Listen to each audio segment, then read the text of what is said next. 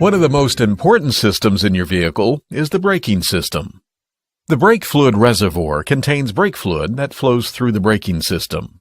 It supplies fluid to the master cylinder, which directs fluid to all four wheels on your car and to the brake calipers. In a brake fluid service, the old brake fluid is siphoned from the brake fluid reservoir for disposal. This fluid is contaminated by moisture, dirt, and filings from metal components. Then the brake fluid reservoir is filled with clean fluid from a new container. The new fluid will soon flow into the brake lines. The brake calipers put the squeeze on your brake pads, which is what physically causes your brakes to slow your car.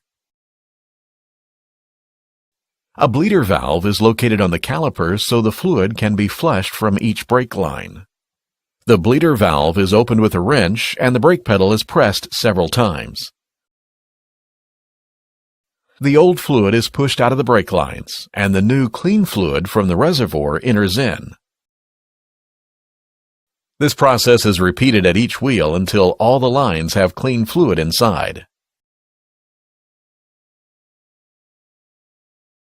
Once the brakes at all four wheels have been bled, the brake fluid reservoir is once again topped off with clean fluid.